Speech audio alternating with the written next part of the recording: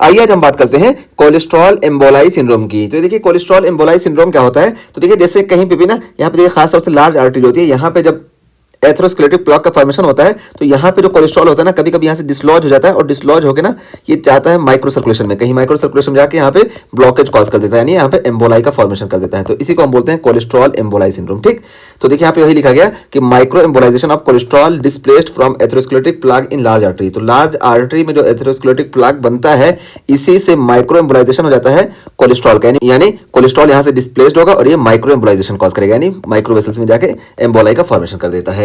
और ये यूजुअली हमको देखने को मिलता है एओर्टा में, यानी एओर्टा से हमको एथेरोस्क्लेरोटिक प्लग से कोलेस्ट्रॉल डिस्प्लेस्ड देखने को मिलता है। ठीक, तो ये चीज हो गया। और इसकी वजह से देखिए क्या देखने को मिलेगा, तो result in end organ damage due to small artery emboli and an inflammatory response. तो यहाँ पे होगा क्या कि एंड ऑर्गन डैमेज देखने को मिलेगा, क्योंकि यहाँ पे स्मॉल आर्टरी जो है, यहाँ पे एम्बोलाई का फॉर्मेशन हो गया, चाहे ब्रेन में हम बात करें कहीं भी, तो देखिए सारे सिम्टम हमको देखने को मिलेंगे। ठीक है, तो जहाँ के भी स्मॉल आर्टरी हमको एम्बोलाई का फॉर्मेशन देखने को मिलेगा, वहाँ पे हमको एंड ऑर्गन डैमेज देखने को मिलेगा। और दूसरी चीज क्या कि इसी एम्बोलाई और कोलेस्ट्रॉल के वहाँ पहुंचने की वजह से हमको इन्फ्लेमेटरी रिस्पांस देखने को मिलेगा। ठीक है, तो जैसे देखिए सबसे पहले एग्जांपल बताया कि यहाँ पे लिबिडो रेटिकुलरिस, ये देखिए लिबिडो रेटिकुलरिस, ये देखिए इस तरह जाल नुमा से बन जाता है, ये कोलेस्ट्रॉल एम्बोलाई सिंड्रोम में हमको देखने को मिलता है। ठीक है, तो लिबिडो रेटिकुलरिस है। इसी तरीके से डिजिटल इस्चीमिया है, जिसको हम ब्लू ड्राई सिंड्रोम बोलते हैं, क्योंकि जब डिजिट में इस्चीमिया हो जाएगी तो यहाँ पे हमको ब्लूइश कलर देखने को मिलता है, इसको हम ब्लू ड्राई सिंड्रोम बोलते हैं। इसके अलावा देखिए हमको एक्यूट रीनल फेलियर देखने को मिलेगा माइक्रो एम्बोलाइजेशन की वजह से। इसी तरीके से हमको सेरेब्रोवास्कुलर एक्सीडेंट वगैरह देखने को मिलेगा और इस्चीमिया, तो ये माइक्रो एम्बोलाइजेशन की वजह से हमको ये सब देखने को मिलेगा।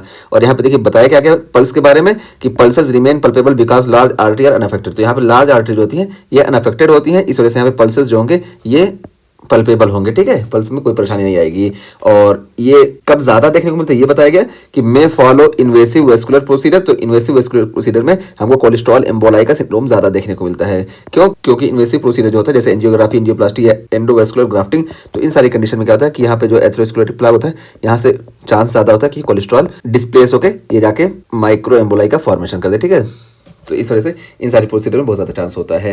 तो ये हमारा कोलेस्ट्रॉल एम्बोलाई का सिंड्रोम कंप्लीट हो गया। ठीक है, यहाँ पे क्या होता है, बस माइक्रो वेसल्स जो होती है ये एम्बोलाई की वजह से ब्लॉक हो जाती है, इस वजह से हमको एंड ऑर्गन डैमेज और इन्फ्लेमेशन वगैरह देखने को मिलता है। और यहाँ पे एग्जांपल बता दिए लिबिडो रेटिकुलरिस, डिजिटल इस्चीमिया जिसको हम ब्लू ड्राई सिंड्रोम बोलते हैं, रीनल फेलियर है, इसी तरीके से सेरेब्रोवास्कुलर इस्चीमिया वगैरह है और गट इस्चीमिया। ठीक है, और यहाँ पे पल्स के बारे में बताया गया कि ये पल्पेबल रहेगा क्योंकि लार्ज आर्टरी जो होती है ये अनअफेक्टेड रहती है, यहाँ पे माइक्रो वेसल्स जो होती हैं वो अफेक्टेड होती हैं। और इन्वेसिव वेस्कुलर प्रोसीजर में इसका ज़्यादा चांस होता है, क्योंकि यहाँ पे जब इन्वेसिव आप कोई भी प्रोसीजर देखोगे ना, आपके घर पे जो वाटर फिल्टर होता है आप उसमें देखे होगे, वाटर फिल्टर आरओ जिसको आप बोलते हो, वाटर फिल्टर का आपका जो पाइप होता है ना, पाइप से देखिए उसी से पानी आता है, इसी से आप पीते हो, लेकिन यहाँ पे क्या है इतनी गंदगी होती है ना इस पाइप में कि आपको पता नहीं चलता है। लेकिन जब आप फिल्टर चेंज करने के लिए कुछ रिपेयर करने के लिए जब पाइप आप खोलते हो तो देखते हो इतनी सारी गंदगी है, और फिर जब पाइप आप मोड़ोगे या खोल के उसके बाद जब दोबारा देखोगे तो यहाँ से पानी आएगा, ये गंदा आता है। शुरू में देखिए यहाँ पे जब तक ये मोबिलाइज नहीं हो रहा था तब तक यहाँ से पानी साफ आ रहा था, हमको पता भी नहीं चला था कि पाइप गंदा है। लेकिन जैसे ही आप पाइप को खोल के देखोगे, आप पाइप में मतलब कुछ भी अंदर कुछ करोगे तो यहाँ से ये जो गंदगी है सारी आपको यहाँ बाहर देखने को मिल जाएगी। तो यही चीज़ हमको यहाँ पे भी देखने को मिलती है कि इन्वेसिव वेस्कुलर प्रोसीजर में हमको इसका चांस ज़्यादा देखने को मिलता है।